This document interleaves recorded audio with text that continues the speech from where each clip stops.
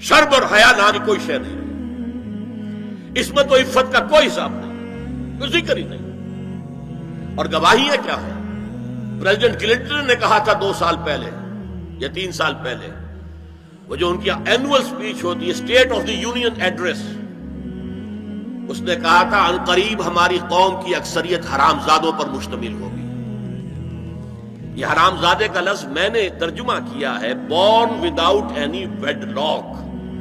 ایک تو ہوتا ہے ایک مرد اور عورت کی شادی ہوئی ہے، نکاح ہوا ہے، پھیرے پڑے، کچھ بھی ہوا ہے، لیکن اعلانیہ طور پر وہ اب شوہر اور بیوی کی حیثیت سے ہے، تو ان کی اولاد ہو رہی ہے، جائز اولاد ہے۔ ایک بغیر شادی کی اولاد ہو رہی ہے تو یہ حرامی ہے، حرام زادے ہے۔ انہوں نے کہا کہ ہماری قوم کی اکثریت حرام زادوں پر مشتمل ہوگی۔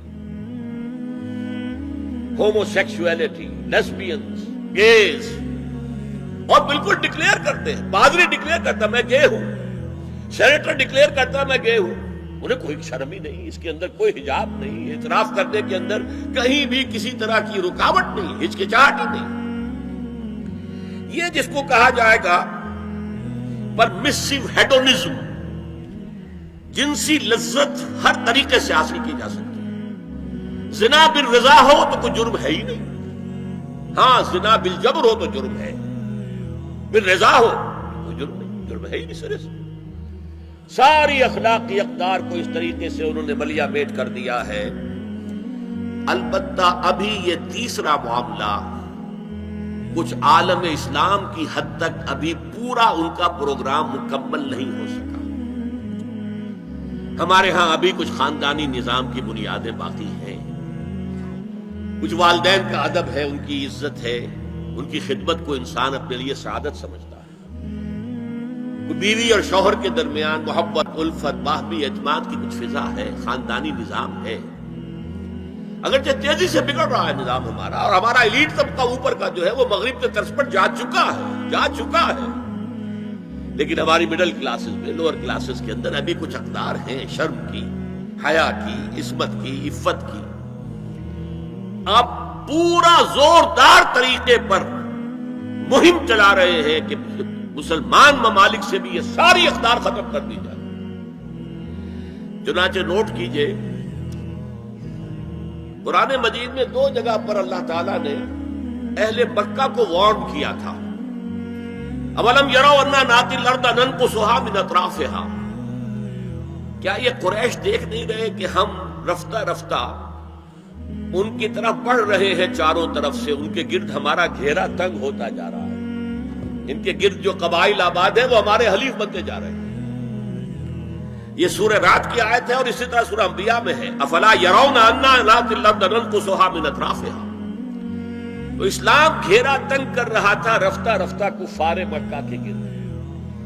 آج یہ برعکس ہے کہ یہ مغرب اور امریکہ کی عظیم قوت کو استعمال کرتے ہوئے، سول سپریم پاور آن ارتھ، آج یہ ہمارے گرد گھیرا تنگ کرتے چلے آ رہے ہیں کہ ہمارا معاشرتی نظام بھی تلپٹ ہو جائے، درہم برہم ہو جائے، ہماری اقدار بھی ختم ہو جائیں، ہمارے ہاں بھی عورت اور مرد بالکل برابر ہونے کے مدعی ہو کر میدان میں آ جائیں، عورت مرد بن جائے، مرد عورت بن جائے، مردوں کی شادیاں ہو جائیں کہ ایک مرد شوہر اور ایک مرد بیوی، اور رجسٹر ہو جائے شادی، لیسبینز کی شادیاں ہو جائیں کہ ایک عورت شوہر، ایک عورت بیوی، اور رجسٹر ہو جائے شادی۔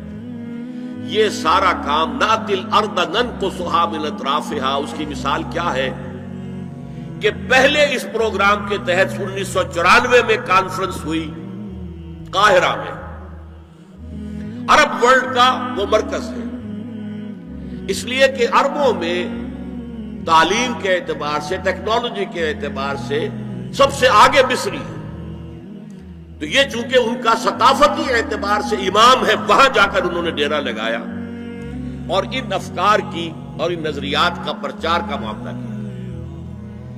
دوسری 1 سال کے بعد کانفرنس کر دی بیجنگ میں، تاکہ ادھر سے اور ایک اور طرف سے گھیرا ڈالا جائے اور عالم اسلام کا جو یہ حصہ ہے ایشیا کا، اس کے اوپر اثر انداز ہوا جائے۔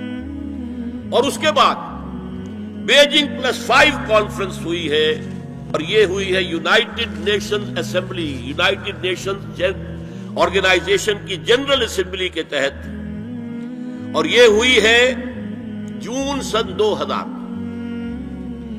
اب اس میں جو بھی ایک پرچہ تیار کیا گیا تھا ایجنڈے کے طور پر، اس میں جو سفارشات تھی وہ میں آپ کو بتا رہا ہوں۔ امپیکٹ ایک رسالہ نکلتا ہے لندن سے، اس سے میں نے یہ چیزیں لی تھی، اور انگریزی ہی میں ہم نے ایک دفعہ بڑی تعداد میں اس کو شائع کر کے تقسیم بھی کیا تھا، لیکن اس وقت میں صرف آپ کو یہ بتا رہا ہوں کیا فیصلے تھے، کیا کرنا ہے۔ نام اس کا کیا تھا کانفرنس کا؟ Women 2000 gender equality development and peace for the 21st century. Preparatory document میں نمبر 1 ہومو سیکسولیٹی کو نارمل سیکسول اورینٹیشن قرار دیا جائے، کوئی جرم نہیں ہے۔ مرد مرد سے شہوت رانی کرے، عمل قوم لوط، یہ کوئی جرم نہیں، کوئی حرام نہیں، کوئی بری شے نہیں، نارمل اورینٹیشن ہے، یہ مزاج ہے۔ ایک شخص جو ہے عورت سے اپنی خواہش پوری کرنا چاہتا ہے، ایک مرد سے کرنا چاہتا ہے، تمہیں کیا اعتراض ہے؟ ہومو سیکسول میرجز کو تسلیم کیا جائے، جو اب تسلیم ہو رہا ہے۔ یورپ کی کئی ریاستوں میں رجسٹریشن شروع ہو چکی ہے، امریکہ کی، یورپ میں تو پہلے سے ہے، اسکینڈینیوین ملکوں میں پہلے سے موجود ہے۔ نمبر 3 عورتیں گھر کا کام کاج کرنے سے انکار کر دیں یا اس پر ویج طلب کریں، مزدوری دو ہمیں، محنت دو تب ہم کام کریں۔ یہ چولہا جھونکنا، یہ روٹی پکانا، برتن دھونا، یہ اس کے لیے ہمیں اجرت چاہیے، لیبر۔ نمبر 4 عورتیں حمل اور وضع حمل کی جو تکلیف برداشت کریں اس پر بھی شوہر سے اجرت لیں۔ نمبر 5 اگر کسی وقت کسی عورت کی طبیعت آمادہ نہ ہو ہم بستری کے لیے اور شوہر مجبور کرے تو اسے میریٹل ریپ قرار دیا جائے، یہ زنا بالجبر ہوگا جس کی سزا دی گئی۔ شوہر اور بیوی کا معاملہ ہے، وہ بیوی کی طبیعت کسی وجہ سے آمادہ نہیں ہے اور شوہر انسسٹ کر رہا ہے تو یہ میریٹل ریپ، شادی شدہ ریپ، شادی شدہ لوگوں کے مابین زنا بالجبر شمار ہوگا۔ نمبر 6 پروسٹیٹیوشن کو ایک باعزت پیشہ مانا جائے اور ان کو پروسٹیٹیوٹس نہ کہا جائے بلکہ سیکس ورکرز، سیکسول ورکرز۔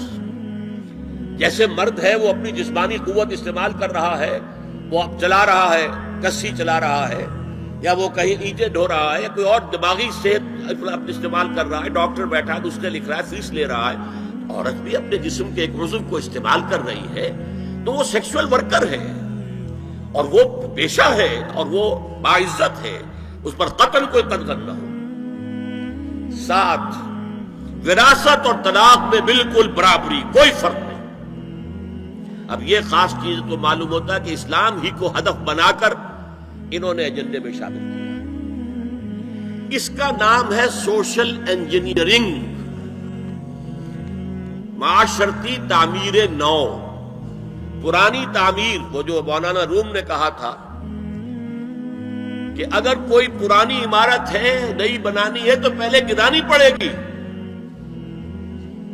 اولا تعمیر را ویرا کنن، تو پہلی تعمیر گرائیں گے تو دوسری بنے گی۔ لہذا یہ سارا سٹرکچر جو ہے سوشل، یہ ختم کر کے یہ نئی سوشل انجینئرنگ ہے جو ہمیں کرنی ہے، اور اس کا سب سے بڑا ٹارگٹ عالم اسلام۔